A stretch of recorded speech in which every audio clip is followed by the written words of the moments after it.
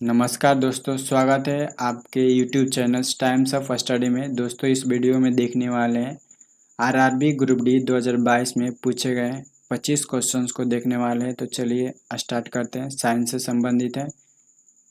Correct. Carbohydrate, protein तथा वसा का पाचन पूर्ण रूप से कहाँ होता है? ऑप्शन ए है मुख में, ऑप्शन बी है छोटी आंत, ऑप्शन सी है बड़ी आंत और ऑप्शन डी है ग्रास नली में। इसका सही आंसर सोचिए।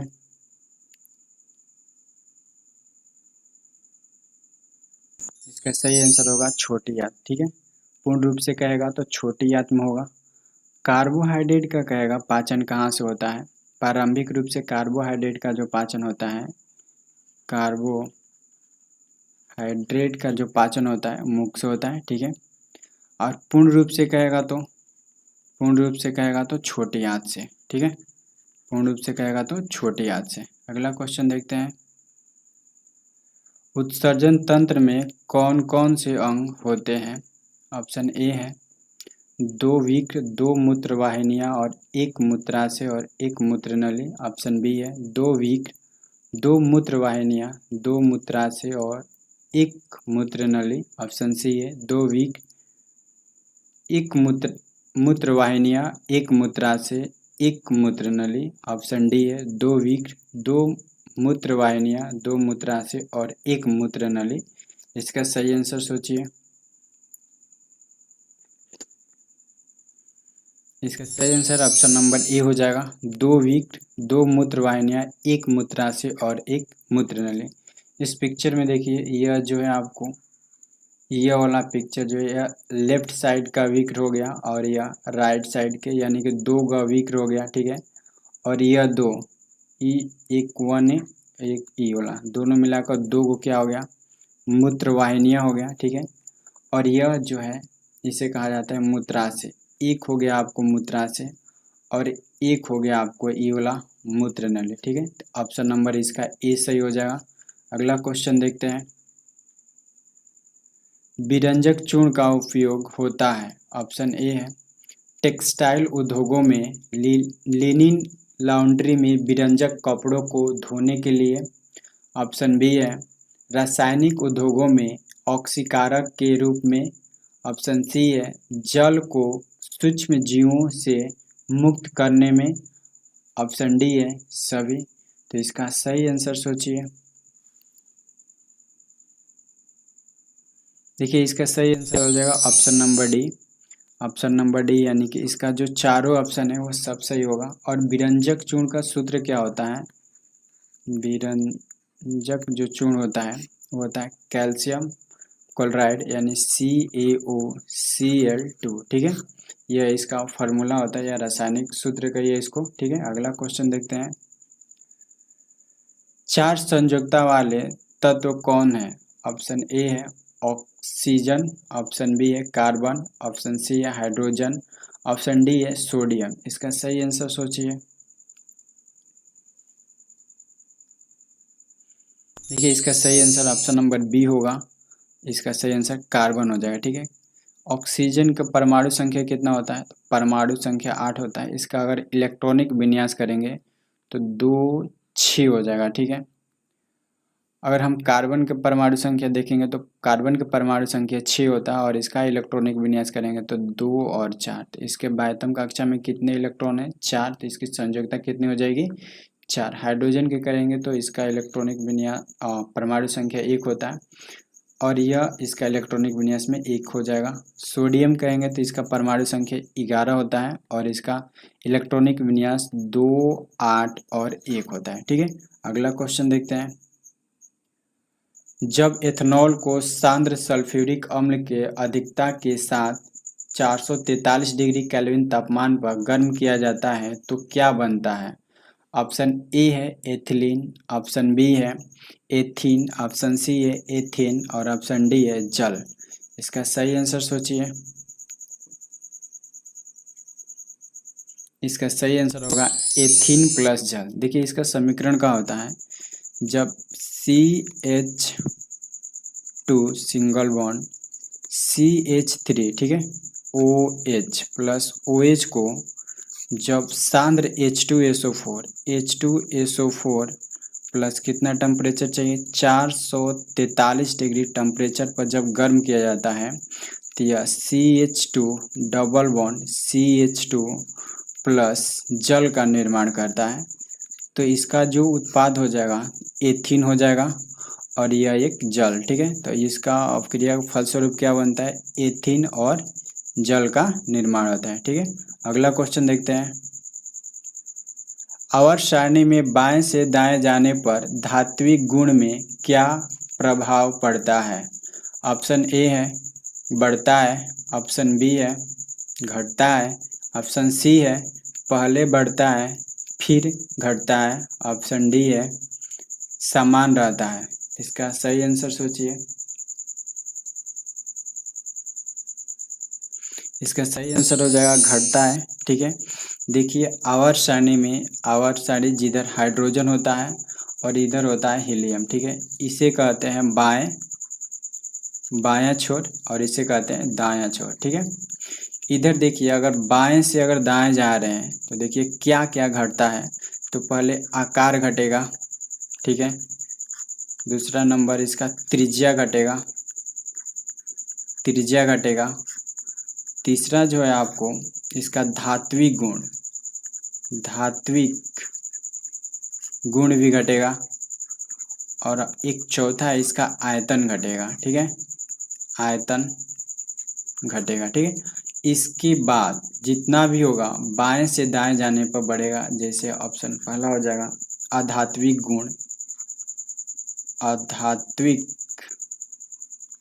गुण, ठीक है। एक इसमें क्षारीयता भी घटेगा, ठीक है। इसमें क्षारीयता भी घटेगा, ठीक है, घटेगा। जब इसमें क्षारीयता घटेगा तो इसमें अम्लीयता बढ़ेगा, अम्लीयता जो होता है बढ़ेगा, ठीक है। इलेक्ट्रॉनिक विन्यास जो होता है, इलेक्ट्रॉनिक बंधुता बढ़ेगा, ठीक है। इलेक्ट्रॉनिक बंधुता बढ़ेगा। चौथा देखेंगे तो हो जाएगा आयनन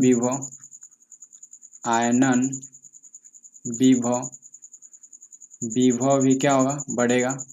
पांचवा देखेंगे तो हो जाएगा आपको संयोजी इलेक्ट्रॉन की संख्या भी क्या होगी, बढ़ेगी। और विद्युत ऋणात्मकता भी बढ़ेगा, विद्युत ऋणात्मकता भी क्या होगा, बढ़ेगा, ठीक है। ई जो है इतना आपको बाएं से दाएं जाने पर क्या होगा, बढ़ेगा। और जो ई है आपको आकार, त्रिज्या, धात्विक गुण, आयतन और क्षारीयता बाएं से दाएं जाने पर घटेगा। अगर ऊपर से नीचे कहेगा तो ई जितना है आपको टोटल क्या होगा, बढ़ेगा और ई क्या होगा, घटेगा, ठीक है। तो इसको ध्यान रखिएगा। अगला क्वेश्चन देखते हैं। श्रृंखला परिपथ में सभी प्रतिरोधों में प्रवाहित धारा का मान क्या होगा। ऑप्शन ए है समान होगा, ऑप्शन बी है भिन्न भिन्न होगा, ऑप्शन सी है कुछ में समान और कुछ में भिन्न होगा, ऑप्शन डी है इनमें से कोई नहीं, ठीक है। इसका सही आंसर सोचिए।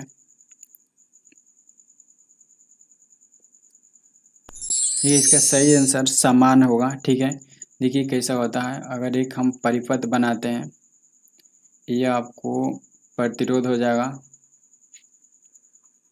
इस समांतर क्रम में बोल रहा है, समांतर परिपथ में ये प्रतिरोध हो गया, ठीक है। यहाँ पर हम मीटर लगा दिए, ऐसे जाएंगे, यहाँ पर हम सेल भी जोड़ दिए, इधर प्लस इधर माइनस। जब धारा जाएगा तो सब में से एक ही धारा प्रवाहित होगा, तो धारा का मान क्या हो जाएगा, समान हो जाएगा, ठीक है। अगर वोल्टेज कहेगा तो इसके लिए वोल्टेज अलग हो जाएगा, क्योंकि वोल्टेज जानते हैं कि समांतर क्रम में जुड़ता है, तो वोल्टेज इसके लिए अलग हो जाएगा और इसके लिए वोल्टेज अलग हो जाएगा, ठीक है।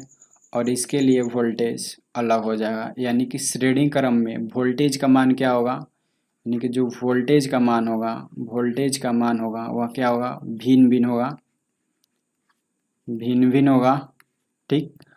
और जो प्रतिरोध में धारा का मान है, श्रेणी क्रम में धारा का जो मान है वो क्या होगा, सामान्य होगा। ठीक है, अगला क्वेश्चन देखते हैं।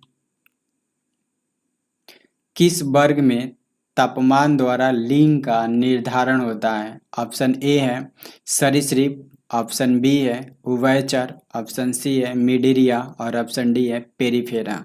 इसका सही आंसर सोचिए। देखिए, इसका सही आंसर ऑप्शन नंबर ए हो जाएगा, सरीसृप। ठीक है, सरीसृप जितना भी उनका लिंग का निर्धारण जो होता है तापमान के आधार पर किया जाता है। और सरीसृप का हम अगर उदाहरण देखेंगे तो पहले तो इसमें कितने चैम्बर होंगे, तो 3 गो चैम्बर होते हैं। चैम्बर यानी कोष्ठ कहा जाता है। कोष्ठक की संख्या कितने होते हैं, 3 होते हैं। ठीक है, अगर इसका उदाहरण देखेंगे तो सांप हो जाएगा, सांप हो जाएगा, छिपकली हो जाएगा, छिपकली।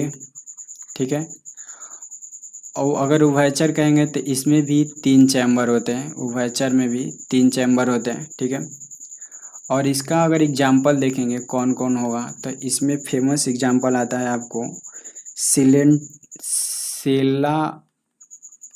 सेलामेंडर। ठीक है, सेलामेंडर। उभयचर में और क्या आ जाएगा, तो और देखिएगा तो एक होगा मेढक। ठीक है, उभयचर कौन, जो जल प्लस स्थल दोनों पर आता हो। ठीक है, स्थल दोनों पर आता, जो जल और स्थल दोनों पर रहेगा तो उसे क्या कहेंगे, उभयचर कहेंगे। इसमें भी कोष्ठक यानी हृदय के कोष्ठक की संख्या कितने होते हैं, 3 होते हैं, जिसमें से 2 अलिंद और एक जो होता है निलय होता है। ठीक है, निलय होता है। ठीक है, और जिसमें 2 चैम्बर होते हैं, जैसे मत्स्य वर्ग हो गया, मत्स्य जो वर्ग हो गया इसमें 2 चैम्बर होते हैं, तो एक निलय। ठीक है, एक निलय और एक अलिंद होता है। ठीक है, एक अलिंद होता है। इसका सबसे फेमस एग्जाम्पल ये देता है सेलामेंडर, इसको याद रखिएगा। अगला क्वेश्चन देखते हैं। चुंबकीय क्षेत्र रेखाएं किस ध्रुव से निकलती है? ऑप्शन ए है उत्तरी ध्रुव, ऑप्शन बी है दक्षिणी ध्रुव, ऑप्शन सी है दक्षिणी ध्रुव से उत्तरी ध्रुव की ओर, ऑप्शन डी है सभी। इसका सही आंसर सोचिए। देखिए, इसका सही आंसर होगा यह उत्तरी ध्रुव से निकलती है। ठीक है, अगर यह चुंबक देखेंगे एक हम, तो इधर होता है नॉर्थ पोल और इधर होता है साउथ पोल। ठीक है, इधर से चुंबकीय बल रेखाएं निकलकर साउथ पोल की ओर से होते हुए फिर किधर आती है, नॉर्थ पोल की ओर होती है। ठीक है, इधर अगर बाहर देखेंगे तो यह नॉर्थ से साउथ की ओर जाती है, यानी कह रहा है कि किस ध्रुव से निकलती है, तो यह निकलती है उत्तरी ध्रुव से। और बाहर की ओर किधर जाती है, तो उत्तरी ध्रुव से दक्षिणी ध्रुव की ओर। और चुंबक के अंदर कहेंगे तो यह चुंबक के अंदर जो हो जाएगा, अगर चुंबक के अंदर कहेगा, ठीक है, अंदर कहेगा तो साउथ पोल से नॉर्थ पोल की ओर। ठीक है, अगर चुंबक के बाहर कहेगा, चुंबक के बाहर कहेगा तो अगर चुंबक के बाहर कहेगा तो ये हो जाएगा नॉर्थ पोल से साउथ पोल की ओर निकलता है। ठीक है, अगला क्वेश्चन देखते हैं। उत्तल दर्पण का फोकस दूरी क्या होता है?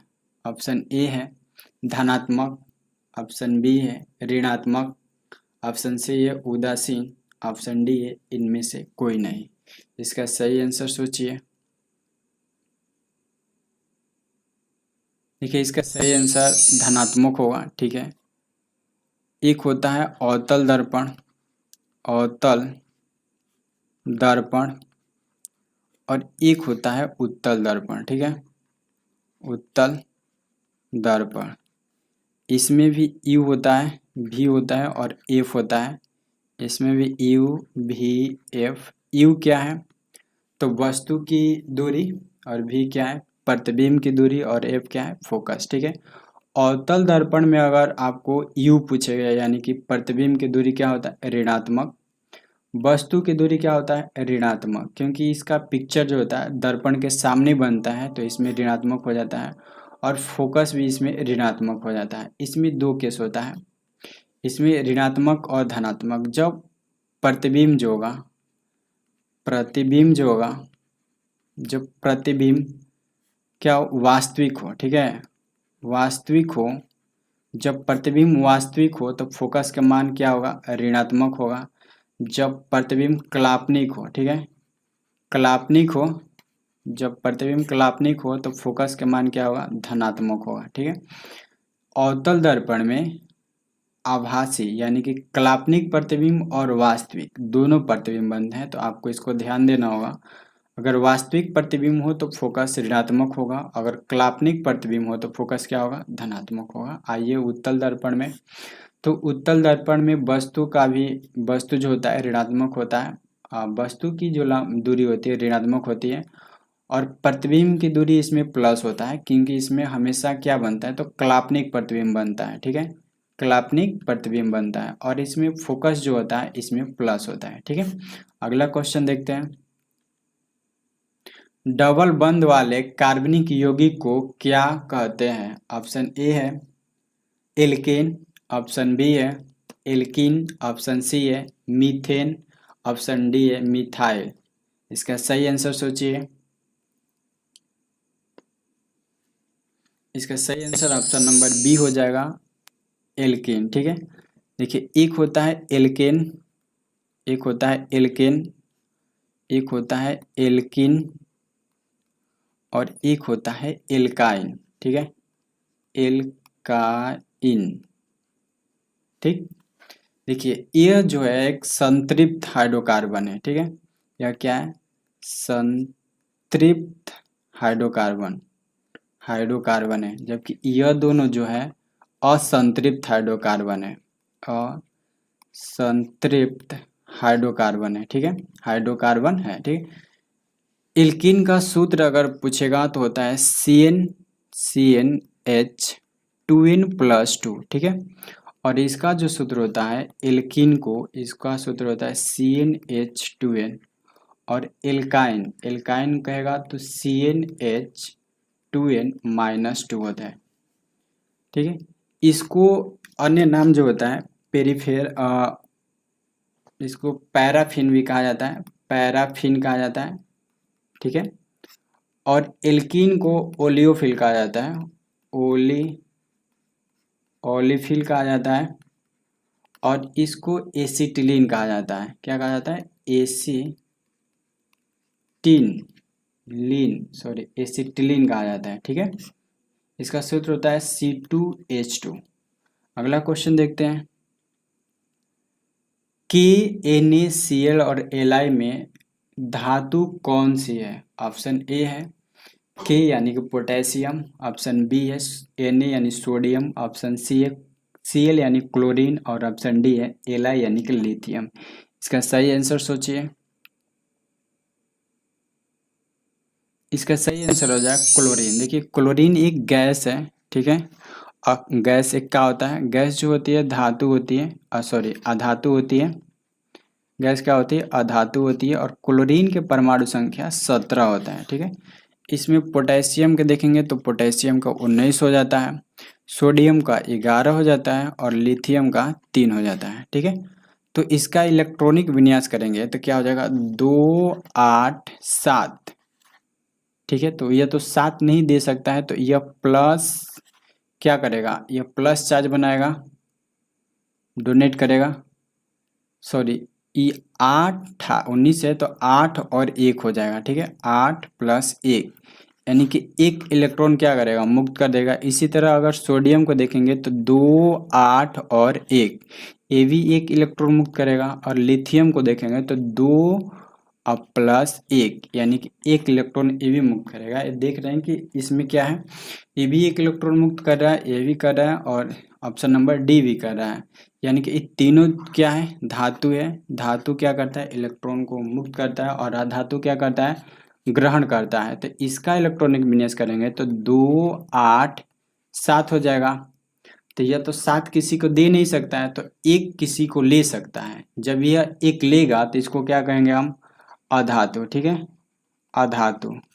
ऐसे अधातु पहचानने के है कि अगर बाह्यतम कक्षा में 1 2 3 अगर 3 तक अगर संयोजकता होता है उसे कहते हैं हम धातु, ठीक है, उसे कहते हैं धातु।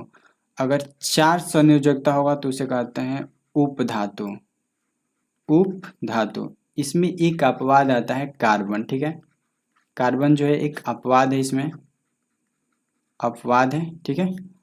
अगर 5 6 और 7 जिसके बाह्यतम कक्षा में 5 6 7 इलेक्ट्रॉन बचते हैं वह क्या होते हैं अधातु, ठीक है, अधातु होते हैं।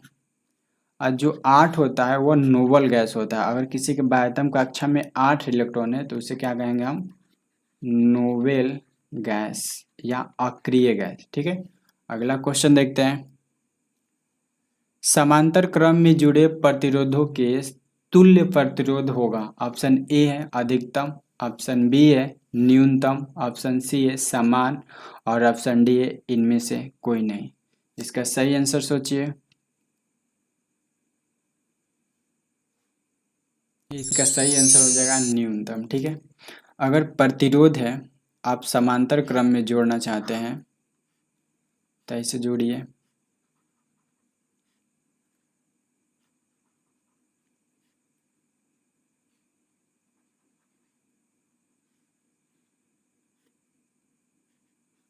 ठीक है, अगर समांतर क्रम में जोड़ते हैं तो इसका सूत्र हो जाता है 1/r बराबर 1/r1 plus 1/r2 plus 1/r3 plus dot dot dot, ठीक है।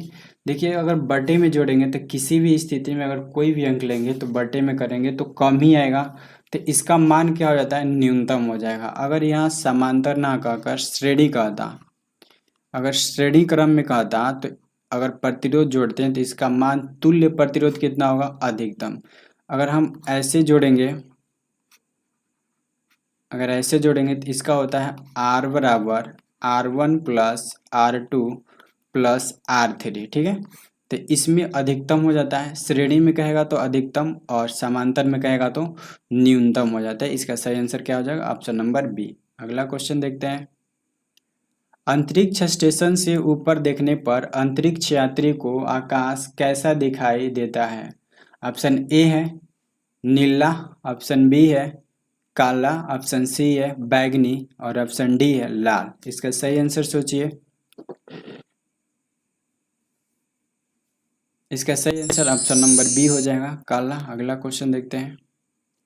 वातावरण में कार्बन डाइऑक्साइड की मात्रा कितनी होती है। ऑप्शन ए है 0.003%, ऑप्शन बी है 0.03%, ऑप्शन सी है 0.001% और ऑप्शन डी है 0.5%। इसका सही आंसर सोचिए। इसका सही आंसर ऑप्शन नंबर बी हो जाएगा 0.003, ठीक है। अगर वातावरण में नाइट्रोजन की प्रतिशतता कहेगा तो यह 78.15% है, ठीक है। और ऑक्सीजन का प्रतिशतता कहेगा तो 21 पॉइंट है, ठीक है। अगला क्वेश्चन देखते हैं। धवन सोडा का रासायनिक नाम क्या है। ऑप्शन ए है सोडियम बाइकार्बोनेट, ऑप्शन बी है सोडियम क्लोरेट, ऑप्शन सी है सोडियम कार्बोनेट और ऑप्शन डी है सोडियम हाइड्रोक्साइड। इसका सही आंसर सोचिए। इसका सही आंसर होगा सोडियम कार्बोनेट, ठीक है। सोडियम कार्बोनेट का सूत्र क्या होता है ऊपर से देखते हैं। सोडियम बाइकार्बोनेट का सूत्र कहेगा तो NaHCO3, ठीक है। अगर सोडियम क्लोरेट कहेगा यानी सोडियम क्लोराइड कहेगा तो NaCl। अगर सोडियम कार्बोनेट कहेगा तो Na2CO3 प्लस 10H2O, ठीक है। इसमें पूछेगा कि धवन सोडा में जल के कितने अणु होते हैं तो जल के 10 अणु होते हैं। जल के कितने अणु होते हैं तो जल के 10 अणु होते हैं, ठीक है। अगर सोडियम हाइड्रोक्साइड कहेगा तो सोडियम हाइड्रोक्साइड का होता है NaOH।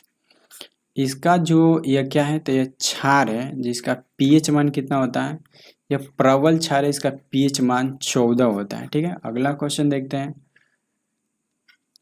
NH3OH का अगला समजातीय यौगिक क्या होगा? ऑप्शन ए है C2H5OH, ऑप्शन बी है C4H8OH, ऑप्शन सी है C3H8OH और ऑप्शन डी है C2H2OH। इसका सही आंसर सोचिए।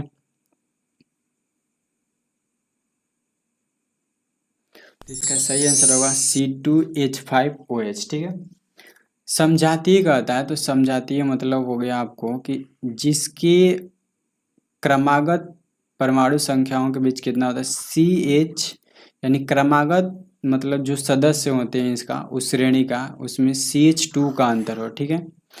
या 14 परमाणु भार का क्या हो अंतर हो। तो देखिए अगर यह CH3OH है तो यहाँ पर एक C बढ़ गया है, एक C तो एगो C बढ़ गया है। यहाँ पर 3 गो हाइड्रोजन है तो यहाँ पर कितना हाइड्रोजन हो गया 5, यानी 2 गो हाइड्रोजन भी बढ़ गया। यानी इस दोनों में कितना का अंतर है तो CH2 का अंतर है। तो इसका सही आंसर हो जाएगा ऑप्शन नंबर ए। ठीक है। अगला क्वेश्चन देखते हैं। 5 कार्बन वाले एल्केन को क्या कहते हैं? ऑप्शन ए है पेंटीन, ऑप्शन बी है पेंटाइन, ऑप्शन सी है पेंटेन और ऑप्शन डी है इनमें से कोई नहीं। इसका सही आंसर सोचिए। इसका सही आंसर होगा ऑप्शन नंबर सी, इसे पेंटेन कहा जाता है। ठीक है। और इसका सूत्र होता है C5H12। ठीक है। अगर इसमें बंधन की संख्या पूछेगा तो पहले तो एकल बंध बनता है। ठीक है। एकल बंध बनता है क्योंकि ये क्या है एल्केन है। ठीक है। एल्केन में एकल बंध बनता है और एल्कीन कहेगा तो इसमें डबल बॉन्ड बनता है और एल्काइन कहेगा तो इसमें ट्रिपल बॉन्ड बनता है। इसमें एक अगर बॉन्ड है तो इसमें केवल सिग्मा कहेंगे। ठीक है। इसमें एक सिग्मा और एक पाई होगा और इसमें 3 सिग्मा और 2 पाई हो जाएगा। ठीक है। 2 पाई हो जाएगा। तो इसी तरह एक आता है बेंजीन। ठीक है। एक बेंजीन होता है, इसका सूत्र होता है C6H6 और इसमें सिग्मा की संख्या कहेगा तो 12 और पाई की संख्या का आता है तो 3 हो जाता है। इसको ध्यान में रखिएगा। ठीक है। अगला क्वेश्चन देखते हैं। श्वसन प्रक्रिया में ग्लूकोज के कितने अणु होते हैं? ऑप्शन ए है 5, ऑप्शन बी है 6, ऑप्शन सी है 8 और ऑप्शन डी है 12। इसका सही आंसर सोचिए। इसका सही आंसर ऑप्शन नंबर बी हो जाएगा। ठीक है। क्योंकि इसमें होता है 6 ग्लूकोज होते हैं। ठीक है। 6 ग्लूकोज के अणु होते हैं। ठीक है। ग्लूकोज के सूत्र का होता है C6H12 और O6। यहाँ 6 अणु लगा होते हैं, ऐसे सूत्र बनता है तो इसमें कितना हो जाएगा 6 अणु होते हैं। अगला क्वेश्चन देखते हैं। धारा के बहने का विरोध कौन सा गुण करता है? ऑप्शन ए है प्रतिरोध, ऑप्शन बी है वोल्टेज, ऑप्शन सी है अमीटर और ऑप्शन डी है वोल्ट मीटर। इसका सही आंसर सोचिए। इसका सही आंसर होगा प्रतिरोध। ठीक है। जिसका प्रतिरोध जितना ही अधिक होगा, ठीक है, जिसका प्रतिरोध जितना ही अधिक होगा उससे धारा जो होगा कम प्रवाहित होगा। ठीक है। क्योंकि देखिए V बराबर क्या होता है IR। अगर R का मान निकालेंगे हम तो क्या हो जाएगा, तब V बटा में क्या हो जाएगा I हो जाएगा। V बटा में I हो जाएगा। देखिए ये R जो है धारा यानी कि I के क्या है व्युत्क्रमानुपाती है। यदि प्रतिरोध बढ़ेगा, प्रतिरोध का मान बढ़ेगा ऊपर जाएगा यानी कि बढ़ेगा तो धारा का मान क्या होगा, धारा का मान घटेगा। अगर धारा का मान बढ़ेगा तो प्रतिरोध जो है उसका मान क्या होगा घटेगा। ठीक है। अगला क्वेश्चन देखते हैं। मुख्य अक्ष के समांतर आने वाली रेखाएं कहाँ से गुजरती है? ऑप्शन ए है केंद्र, ऑप्शन बी है फोकस, ऑप्शन सी है ध्रुव और ऑप्शन डी है अनंत। इसका सही आंसर सोचिए।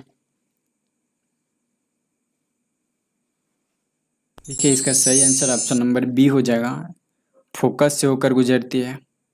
देखिए इसमें एक होता है दर्पण सूत्र, दर्पण सूत्र, और एक होता है आपको लेंस सूत्र, लेंस सूत्र।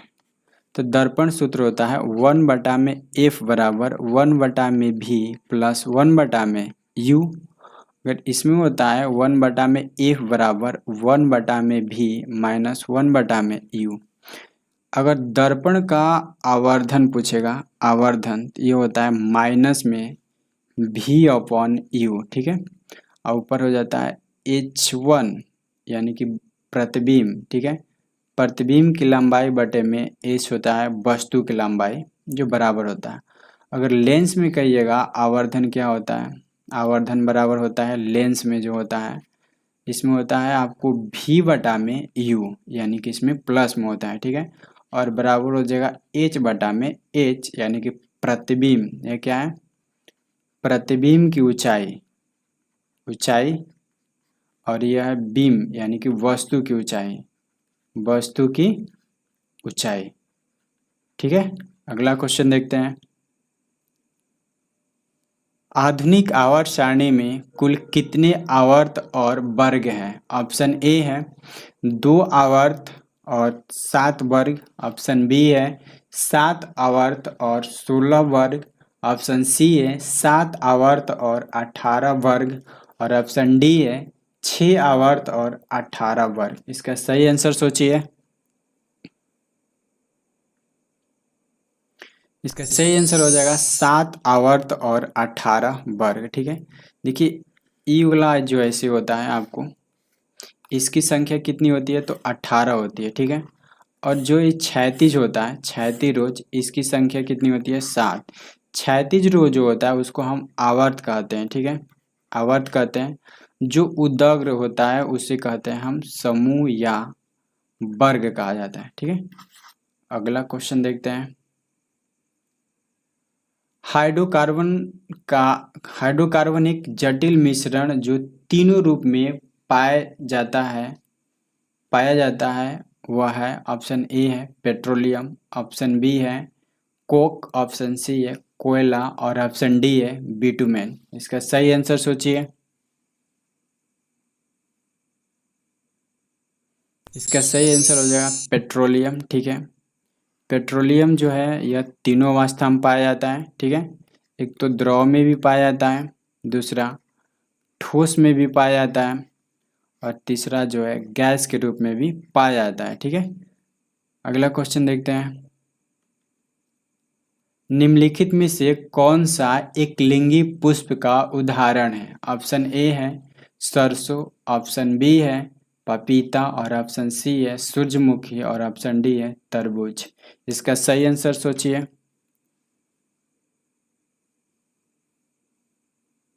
देखिए इसका सही आंसर ऑप्शन बी और ऑप्शन डी दोनों हो जाएगा। पपीता भी एक लिंगी है, ठीक है, एक लिंगी है, और आपको तरबूज जो है ये भी एक लिंगी है, ठीक है, एक लिंगी है। तो जो सूरजमुखी हो गया वह उभयलिंगी, उभयलिंगी, और सरसों जो है उभयलिंगी, ठीक है, उभयलिंगी। अगला क्वेश्चन देखते हैं। किस दर्पण में केवल आभासी प्रतिबिंब बनता है? ऑप्शन ए है उत्तल दर्पण, ऑप्शन बी है अवतल दर्पण, ऑप्शन सी है समतल दर्पण, और ऑप्शन डी है उत्तल दर्पण और समतल दर्पण। इसका सही आंसर सोचिए।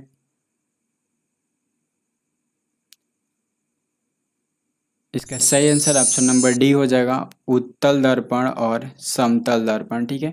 अवतल दर्पण नहीं होगा, अवतल दर्पण नहीं होगा, क्योंकि इसमें वास्तविक,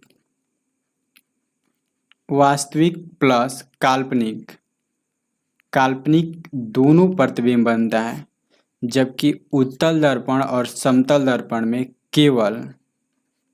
केवल आपको काल्पनिक प्रतिबिंब बनता है, यानी कि आभासी प्रतिबिंब, काल्पनिक या आभासी प्रतिबिंब बनता है। आभासी प्रतिबिंब बनता है। ठीक है, प्रतिबिंब बनता है। ठीक है, इस वीडियो में 25 ही क्वेश्चन थे।